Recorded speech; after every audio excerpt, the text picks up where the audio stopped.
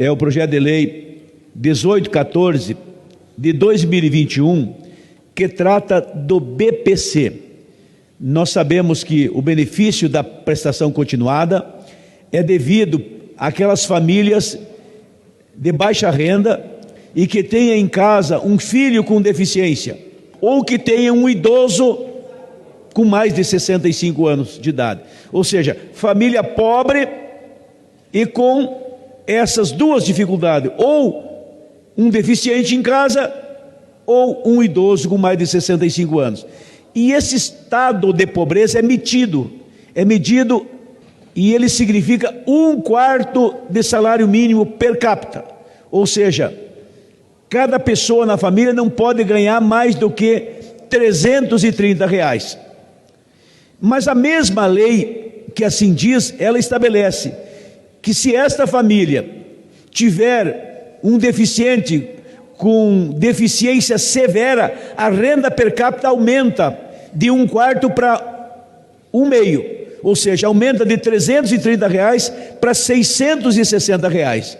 E aí que eu entrei com o projeto e eu quero que a renda per capita suba de R$330 para R$660 para todas as famílias. Esta é a proposta, aumentando a renda per capita. Com isso, nós vamos ter mais famílias pobres recebendo o BPC, o benefício da prestação continuada. Vão ser acolhidas, amparadas, vão ter dignidade. Só quem tem uma pessoa com deficiência em casa pode valorizar, e eu tive e sei bem. Só quem tem um idoso pobre com mais de 65 anos em casa para entender que precisa de remédio, que precisa de equipamentos, precisa de proteção, precisa de auxílio, de ajuda. Então é justo que se aumente a renda per capita para que aquela família tenha dignidade e possa receber o seu salário para amparar o seu idoso pobre ou a pessoa com deficiência que tem em casa. As mães do BPC agradecem. Precisam, merecem, necessitam, têm direito, e por isso a nossa luta para a aprovação desse projeto. Muito obrigado.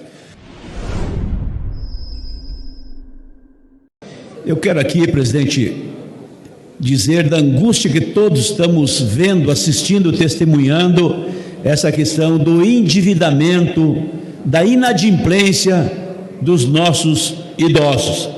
Para se ter uma ideia, no ano de 2019 e 2023, deu um salto qualitativo o endividamento. Enquanto que o cidadão, em termos de endividamento, aumentou no Brasil 12,9%, os aposentados, aqueles com mais de 60 anos, a inadimplência foi de 34%, praticamente 35%, ou seja, quase 3 vezes mais aumentou o endividamento dos idosos do que das pessoas que tenham menos idade.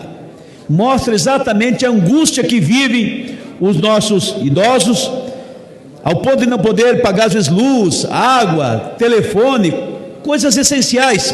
E a razão de inadimplência: juros altos, a inflação, remédio cada vez mais caro, a cesta básica de remédios são subfinanciados nas farmácias, e o pior de todos, foram eles que na pandemia seguraram as pontas na casa. O filho sem renda, o neto desempregado, o vô e a avó pagaram a conta, e isso precisa ser dito em alto e bom som. E o prometido, desenhado, sonhado, desejado 14º salário para compensar as perdas não veio.